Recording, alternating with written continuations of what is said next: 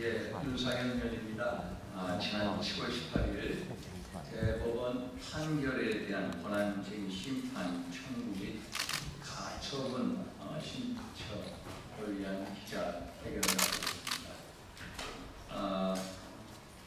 지난 7월 18일 피청구인인 대법원은 동성 커플을 건강보험 피부양자로 인정한다는 판결을 내렸습니다. 이 같은 대법원의 판결은 국회의원 법률안의 제출권과 심의, 표결권 등 헌법적인 권한을 침해하고 있으므로 그 판결의 효력을 취소해달라는 헌법재판소의 결정을 구하고자 권한쟁의 심판을 청구하게 되었습니다. 아시다시피 우리 헌법 제36조를 보면은 혼인과 가족생활은 개인의 존엄과 양성의 평등을 기초로 성립되고 유지되어야 하며 국가는 이를 보장한다라고 명시되어 있습니다. 지난 18일 내려진 대법원의 판결은 오윤, 도태우, 박성재 변호사님 그리고 저와 함께 권한쟁의 심판을 청구하는 우리 조배수 의원님, 김도우 의원님, 조정훈 의원님 또 박충건 의원님께 감사의 말씀을 올립니다. 여러분들과 함께 대한민국의 헌법을 끝까지 수호하겠습니다. 감사합니다. 안녕하십니까. 이번 대법원 판결을 듣고 깜짝 놀랐습니다. 입법 없이 동성혼을 합법화하는 문을 열고 있다고 생각했기 때문입니다. 우리 동성혼 합법화의 입법을 통해서 문이 높자 소수 고위직 법관을 통해서 사실상의 법 형성을 하는 그러한 흐름이 이렇게 있어왔고 그것이 작용한 것으로 생각되었습니다. 이것은 국회 입법권을 침해하고 혼인 헌법상 조항을 위배하는 심각한 2중 3중의 헌법 파괴였습니다. 그래서 이것을 고민하다가 저는 우리 배보유 변호사님을 비롯한 법조 선배님들의 고견을 구하고 또 손영범 목사님을 비롯한 이 주제에 오래도록 투신해 오신 많은 교계의 원로들을 또 만나 뵀습니다. 그러면서 이 뜻에 함께할 우리 국회의원님들을 수소문한 끝에 윤상현 의원님을 비롯한 총 5분의 국회의원님께서 과감히 뜻을 함께 하셔서 권한쟁의 심판에 또 가처분 신청에 이르게 되었습니다. 상세한 내용을 기자회견문 낭독으로 조금 발표드리겠습니다. 저는 대한민국 헌법 질서를 사랑합니다. 대한민국 헌법 질서가 개인의 근본적 자유를 보호하기 때문입니다. 개인의 근본적 자유를 보호하는 대표적인 헌법 원리는 권력 분립 원리입니다. 입법부는 법률을 제정하지만 재판을 감당할 수 없고 사법부는 헌법과 법률에 따라 재판하되 법률을 제정할 수는 없습니다. 법을 제정하는 힘과 법을 적용하는 힘이 한 사람의 손에 주어진다면 무서울 것이 없어져서 잘 될 리가 없기 때문입니다. 지난 7월 18일 동반자의 건강보험 피부양자 자격을 인정한 대법원의 판결은 법을 적용하는 권한을 가진 사법부가 스스로 법을 제정하여 판결한 사건이었습니다. 이는 개인의 근본적 자유를 보호하기 위한 삼권분립 원리를 심각하게 훼손하는 행위입니다. 이 판결이 바로잡히지 못한다면 삼권의 견제와 균형에 의한 개인의 자유 보호는 사라지고 힘의 지배가 법치를 대치하게 될 것입니다. 사랑하는 대한민국 헌법 질서가 무너지게 될 것입니다. 이 판결이 가진 또 하나의 심각한 위헌성에 대해 말씀드리겠습니다. 대한민국 헌법 질서는 일남일녀 양성의 평등에 기초하여 혼인과 가족생활 보호를 천명하고 있습니다. 헌법상 혼인은 일남일녀의 결합이며 법률은 남녀의 혼인을 전제로 배우자라 쓰고 있습니다. 그러나 본 판결은 동성의 동반자 관계를 남녀가 사실혼 관계에 있는 경우와 동등하게 보고 평등 원칙을 적용하였습니다.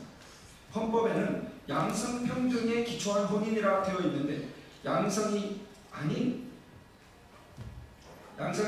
동성의 결합을 양성이 결합한 사실혼과 같은 차원으로 보고 평등 원칙을 들이댄 것입니다. 구체적이고 명확한 헌법 규정이 있는데 법관들이 헌법 위에 서서 헌법을 마음대로 주무르는 모습이라 하겠습니다. 권력분리 원리와 양성평등에 기초한 혼인보호 원리는 모두 대한민국의 번영된 미래를 떠받쳐나갈 위대한 헌법 원리입니다. 헌법재판소는 속히 가처분 결정을 내려 헌법 파괴적인 이번 대법원 판결의 효력을 정지시켜 주시기 바랍니다. 본 판결에 대한 효력 정지를 통해 헌법 질서의 혼란과 파괴가 중단되고 입법부인 국회에 의해 적법 절차에 따른 합헌적인 입법 논의가 진행될 수 있기를 간절히 바랍니다. 권한쟁의 및 가처분 신청 대리인 도태우였습니다.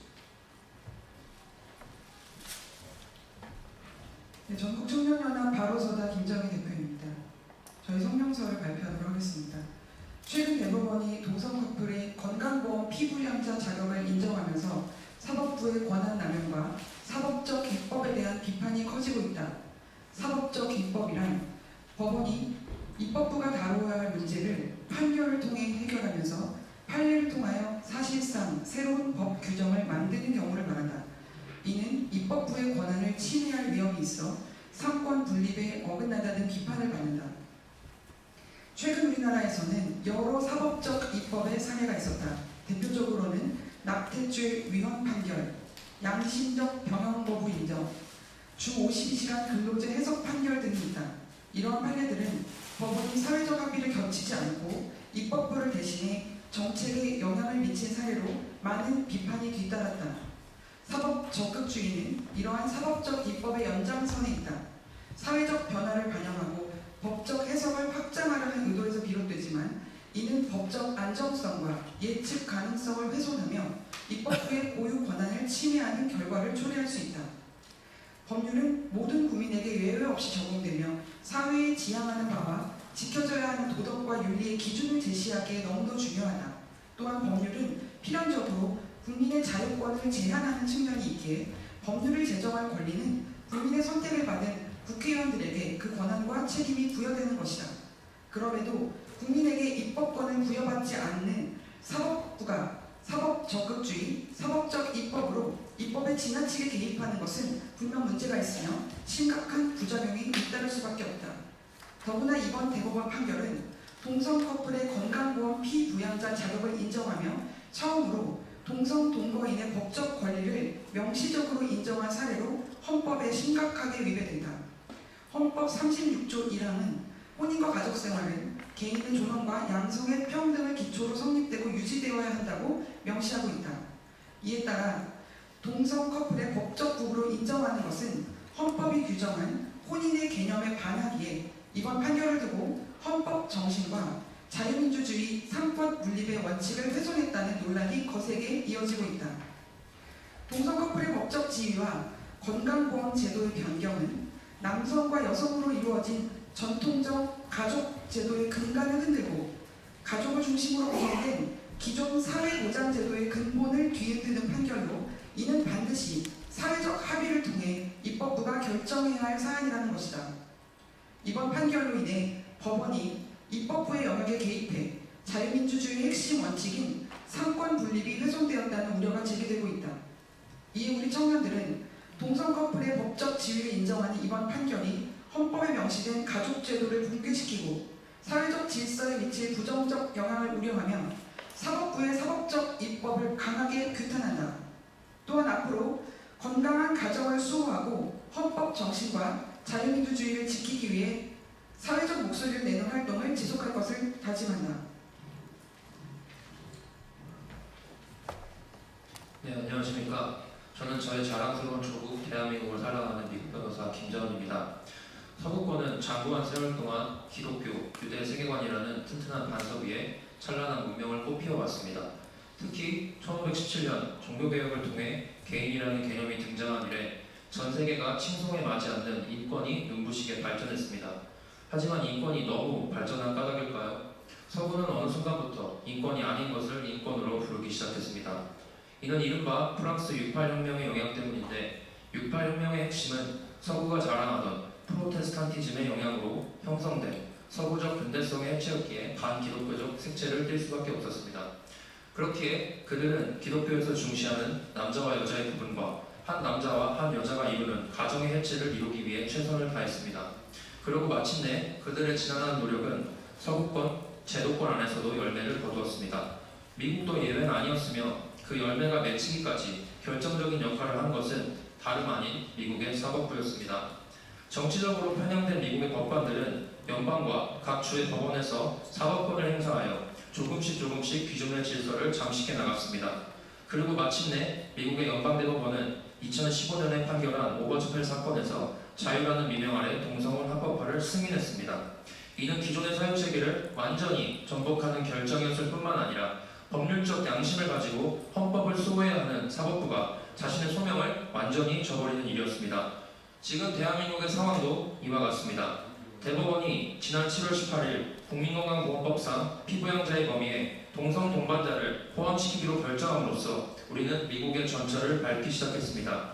이 판결은 미국의 사례에서 볼 수 있듯이 단순히 동성 동반자에게 피부양자의 지위를 주는 것이 아니며 동성혼 합법화의 수순을 밟는 판결입니다.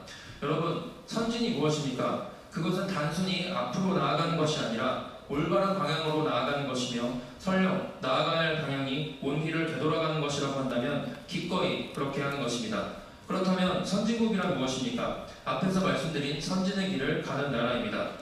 여러분, 우리는 미국의 전철을 밟아서는 안 됩니다. 선진국이라 불리는 그들이 후진의 길을 간다면 이제는 우리가 선진의 길을 선도해야 할 것입니다. 이 위대한 회군을 통하여 대한민국의 선진화를 함께 완성합시다. 감사합니다.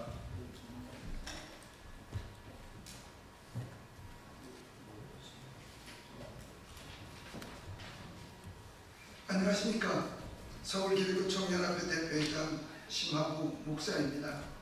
우리 대한민국이 수많은 역경을 이겨내며 오늘의 아름다운 나라가 되었듯 대한민국의 국민인 저 역시 지금까지 수많은 고난과 역경 도전에 여기까지 왔습니다. 40여 년의 긴 시간 동안 저는 교회를 섬기면서 또 코로나 시기에 교회의 문을 닫아야만 했던 시기도 또 1개월 동안 병상에 누워 코마 상태로 투병하던 시절도 있었습니다. 그런데 하지만 지금 우리가 직면한 이 위기는 제가 겪은 어떤 위기의 모든 순간을 아무것도 아니게 할 만큼 근본적이고 치명적인 위협입니다. 그래서 대한민국은 사람으로 지켜야 할 도덕의 기준, 마약, 동성애, 동성호, 근친혼, 매춘을 법으로 막아서 지켜왔습니다. 이 기준이 파괴되면 사회는 무너지게 되고 사회만 무너지는 것이 아니라 알뜰살뜰 행복한 가정마저도 무너지게 되며 나라의 위기도 초래할 수 있다고 볼 수 있습니다. 개인과 가정과 교회와 국가의 터전 그 자체를 지키는 헌법을 지금 대법원이 흔들고 있는 것입니다. 그것이 바로 동성 동반자를 사실은 배우자와 같이 건강보험 피부양자로 인정하는 판결을 내린 사실입니다. 가장 지켜져야 할 도덕적 기준과 헌법적 기준을 파괴하고 있는 것입니다. 어떤 법관의 말입니다. 천국과 지옥이 법정 소송이 되면 천국은 절대로 지옥을 이길 수 없답니다. 왜냐? 그랬더니 판사들은 다 지옥에 가 있기 때문이랍니다. 왜 이런 소리가 들려야 할까요? 윤리와 도덕을 무시한 이 위기에 우리는 10월 27일 200만 명이 광화문으로부터 용산까지 모여 기도하며 항의할 것입니다. 저는 온전한 대한민국 국민들과 또 온전한 목사님들과 온전한 애국적인 변호사님들과 함께 제게 주어진 저항의 책임을 다하겠습니다. 감사합니다.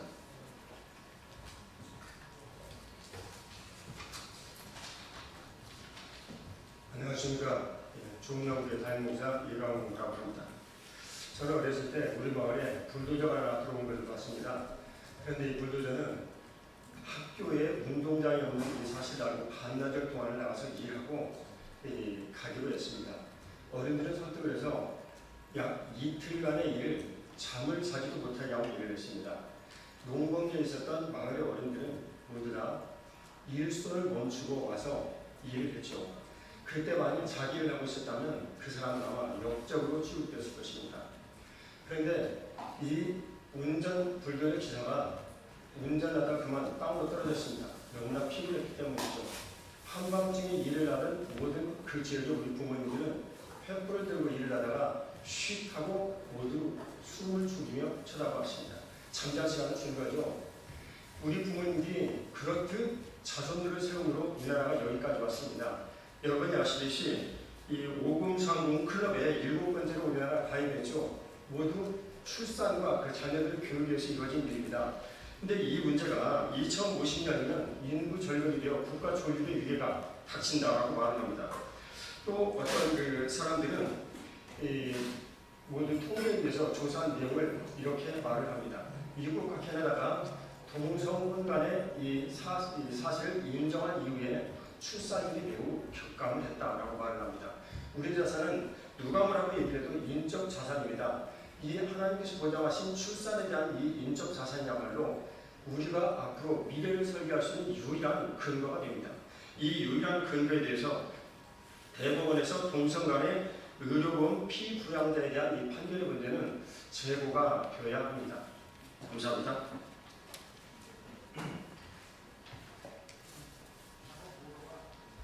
저는 10월 27일 연합예배 200만 명 연합예배의 실행위원장 손형무 목사입니다.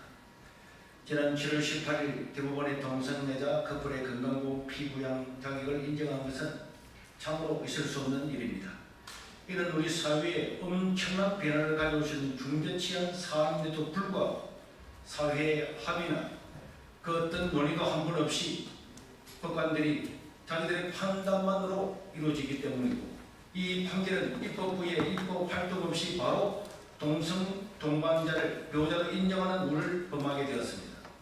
즉 동성애자라는 개별 사건으로 인해 국회에서 민법 등 가족관계법을 중심으로 치열하게 사회적으로 논의한 혼인관계나 배우자에 대한 우리 사회의 근간이 사회적 논의에 기반하지 아니하고 이렇게 바뀌어 버린 것입니다. 이것은 명백히 국회의원의 입법권을 침해한 사건입니다. 이럴 바에는 국회가 왜 있습니까? 법관들이 다 하면 되지 않겠습니까? 이제 국민연금까지도 이 기준에 의해서 지급된다면 이제는 배우자, 가족관계의 실질적인 변화를 가져오시는 엄청난 사안인데도 불구하고 이런 것들을 사회적인 합의 없이 법관들 몇 명들이 바꾼다고 하는 것은 있을 수 없는 일입니다. 국민연금의 수급권자도 배우자의 법적으로 명시를 다 하고 있습니다.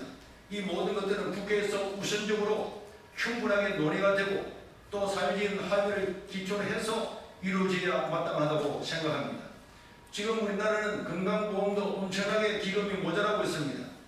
그뿐만 아니라 출산율도 확 떨어지고 있는데 이렇게 동성애를 조장하는 법이 아닐 수가 없습니다. 동성애자들을 통해서 에이즈가 99% 일어난다고 하는 것은 질병청에 바로 통계도 나와 있습니다. 이렇기 때문에 우리나라는 50년 안에 멸망할 것이라고 하는 데는 조롱도 받고 있는데 캐나다의 경우에 동성 이런 것들이 통과되고 난 다음에 1년에 0.1%씩 인구가 감소한 것을 생각하면 우리 대한민국의 미래가 암담하지 않을 수 없고, 캐나다는 동성 이런 법이 통과되고 난 다음에 10배나 넘는 동성애자들이 생겼습니다. 4명 중에 한 사람이 그렇게 되었습니다. 이제는 자녀가 없는, 후대가 없는 사회가 되는 그런 전조를 우리는 이 판결에서 볼 수가 있습니다. 퇴임 2개월을 남겨놓고 도망가듯이 판결했던 이 대법관들은 역사의 심판을 받지 않을 수가 없을 것입니다. 그렇기 때문에 이 법은 반드시 가처분의 인용을 받아서 폐기되어야 할 것입니다. 우리 대한민국 교회는 10월 27일 이것을 두고 볼 수 없어서 200만 명이 모여서 항의를 하고 규탄을 하고 또 하나님께 예배를 드리게 될 겁니다. 100만 명이 현장에서 모이고 100만 명이 온라인으로 이런 사건들을 두고 국민들과 함께하고 얼마나 이 법이 우리 사회에 해악을 끼칠 건지에 대해서 논의하고 기도하는 예배하는 시간을 가지게 될 것입니다. 그래서 이번 가처분 신청을 통해서 이 모든 법들은 반드시 폐기되고 사회의 합의를 얻어서 국회를 통해서 입법이 되어야 마땅하다고 생각합니다. 이상입니다.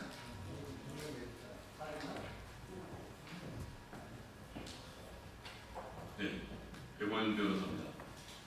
주요 청구 내용에 대해서는 같이 권한쟁의 심판을 수행하는 도태호 변호사께서 잘 말씀해 주셨습니다. 저는 이제 두 가지 관점에서 보충 말씀을 드리겠습니다. 먼저 이 사건은 대법원 판결이 법률의 규정 없이 판단을 헌법 위반되는 판단을 한 겁니다.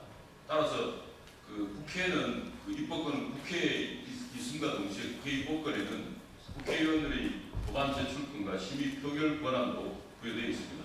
그래서 국민의 대표로서 이 사건의 경우에는 법률의 규정이 없기 때문에 이와 같은 대법원 판결이 국회의 권한을 입법권을 침해함과 동시에 그 내포인 국회의원의 법안 제출권과 심의 표결권을 침해하는 것이기 때문에 그것에 대해서 또 이것을 구제할 수 있는 헌법